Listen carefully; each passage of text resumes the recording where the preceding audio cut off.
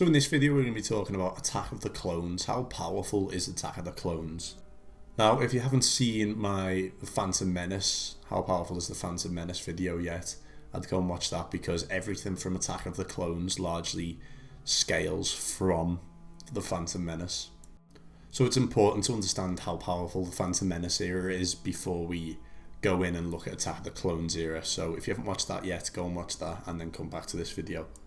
So essentially the Phantom Menace is the prime of the Jedi. They're more powerful than they've ever been before, and so are the Sith. The darkness of that time is called the Greatest Despair, so it's the greatest that it's ever been. And it's also the Phantom Menace that everyone in the NJO looked back on as being the prime of the Jedi, like the golden days. And we know this because at the time of the release of a lot of these books, you know, the New Republic and the NJO era, Attack of the Clones hadn't come out yet, so all those references to the Jedi of old in reference to the Phantom Menace.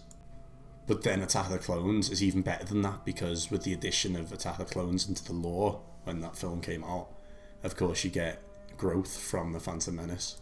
You get that growth from where the Jedi were in their primes, from when they were the absolute most powerful, and you get all those reference points from all these different eras to where they're the best ever, and Attack of the Clones builds on top of that.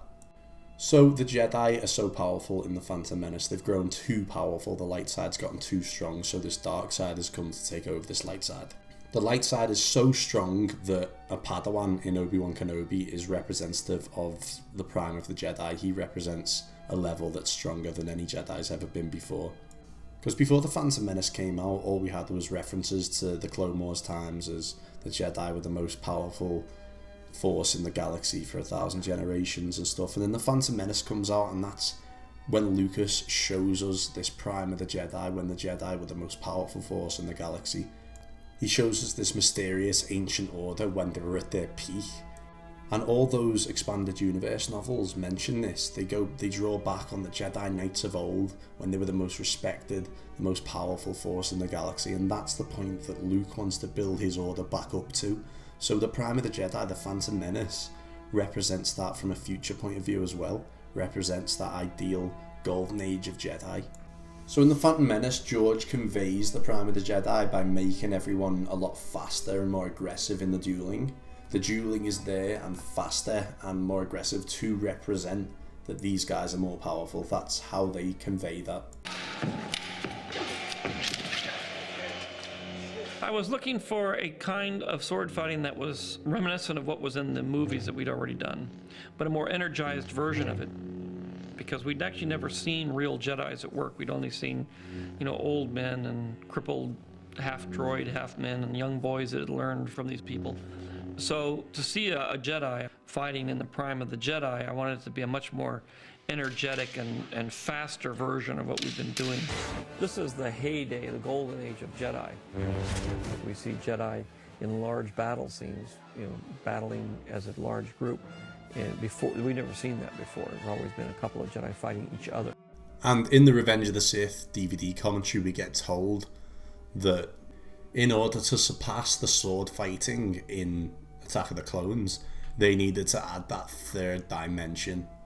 And that, of course, involves jumping around everywhere, throwing them pods all around the place in the Yoda versus Sidious fight. So essentially, it's impossible to outdo Attack of the Clones with swordplay alone. They needed to add that third dimension. So the swordplay in Attack of the Clones is the peak that it's ever going to get.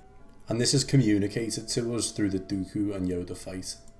Nick Gillard, who essentially wrote all the fights for the prequels, he's a stunt coordinator, says that each confrontation is about the characters learning and adapting and growing to their opponent. So the characters grow from that point, from learning and adapting. And so Kenobi learned everything that Maul learned essentially from their confrontation.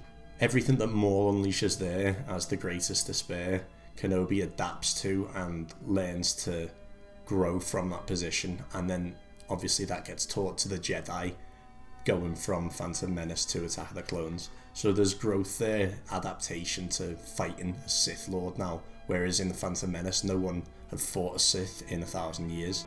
Nobody actually had first-hand experience. And they were still the best, but now they're the best on top of having actual experience. Indeed, the Attack of the Clones Council is comprised of the 12 most powerful Jedi Masters of all time. And so yeah, that does include Coleman Trebor, and it's actually quite funny because he gets a lot of hate, doesn't he, for getting killed instantly by Jango Fett. But he's actually one of the 12 most powerful Jedis of all time up until that point. Coleman Trebor is a more powerful Jedi than any Jedi that lived before him. That's the funny truth. And again, it's because these Jedi in Attack of the Clones build up from the Prime of the Jedi. It's the Prime of the Jedi after they've learned about the resurgent Sith, after they've adapted from that, after the lightsaber combat in general is taken to its logical extreme without, that third dimension. And, Dooku says this in the episode. He says, "I am more powerful than any Jedi, even you." I've become more powerful than any Jedi. Even you. And anytime that subject is brought up, it's always even Yoda. I can see you being more powerful than any Jedi, even more powerful than Master Yoda. It's always even Yoda, which is a clear implication that George thinks that Yoda is the most powerful Jedi at this point. And then Dooku comes in claiming to be stronger. It's always, "I'm more powerful than any Jedi, even you, even Yoda." I see you becoming the greatest of all Jedi, Anakin. Even more powerful than Master Yoda. I've become more powerful than any Jedi. Even you. But that's what Lucas is communicating to us through putting these lines in the film. Dooku is more powerful than any Jedi. But then everyone's always, of course, underestimating Yoda. And Yoda's put us a step beyond being more powerful than any Jedi. And then Lucas puts Dooku as an equal to that level. You can't just go right into the sword fight. So I decided to go back to the Empire Strikes Back of throwing things at each other, even though I knew they were equal to each other, so it was a hopeless gesture, and they would have figured that out in 2 seconds. It is obvious that this contest cannot be decided by our knowledge of the Force, but by our skills with a lightsaber. Even though I knew they were equal to each other, so it was a hopeless gesture, and they would have figured that out in 2 seconds. So that's the level that these Attack of the Clones guys are at. They're the greatest in all of history. So Attack of the Clones is essentially the Phantom Menace, but everyone's grown a ton. And you've got Yoda and Dooku, who are like the very top of that.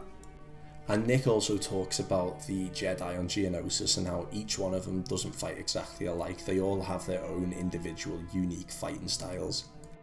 And George tells us that every single one of these Jedi individually faces threats such as the Jedi Order has never seen before in the Geonosian arena. So in a Lucasfilm medium context, the battle on Geonosis was the worst thing the Jedi had ever faced in their history. The Jedi had never had to have an army before. They'd always just been the guardians of peace and justice, but now the Jedi need an army, and this giant threat, this all-time threat, which is a bigger threat than anything they've ever faced before, is proof that they need an army. But all those Jedi have faced threats greater than ever, indeed worthy of recognition in the Jedi archives.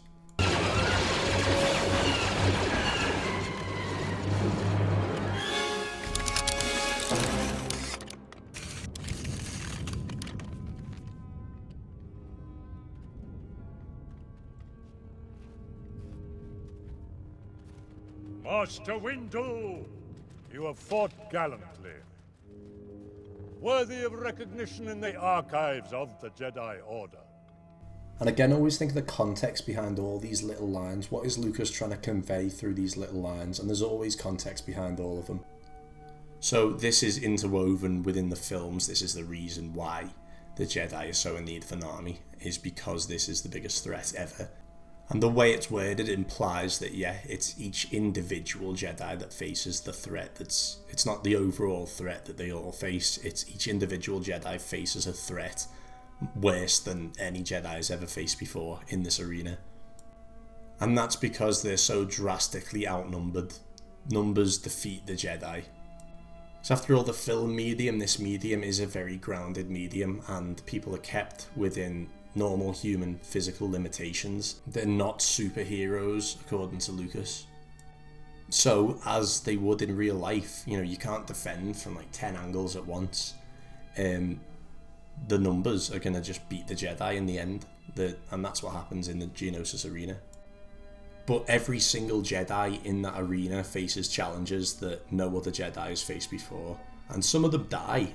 But for the ones who survive that level of threat, the survivors of the Geonosian arena, that's a really good accolade there. That shows how strong they are, because they're surviving this threat that no other Jedi has faced before. That threat includes that of Darth Maul, by the way.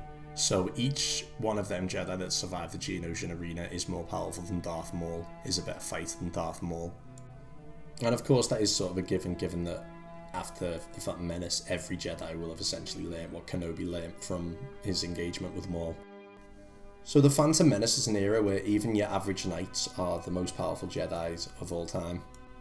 Attack of the Clones grows from that point, it all builds off of that, and the Jedi in Attack of the Clones then face threats in the Geonosis arena greater than any Jedi has ever felt before. Which, Maul was a threat stronger than any Jedi had ever felt before, but then this Geonosis arena is a one-up from that. The Jedi are just outnumbered, they need an army. And the most powerful people in Attack of the Clones, Dooku and Yoda, are how Lucas communicates combat taken to its logical extreme. So Attack of the Clones is an absolutely crazy powerful era. It's stronger than the Phantom Menace overall, and so stronger than any era before that, and most of the NGO and Legacy as well.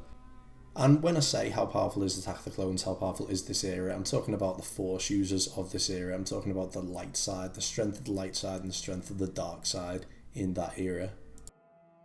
Stick around for the next one if you enjoyed this one. I'm going to be doing one of these videos for every single movie in Star Wars, because George Lucas sets up this progression, and he sets it up really well, and I feel like no one's actually dived into these details before.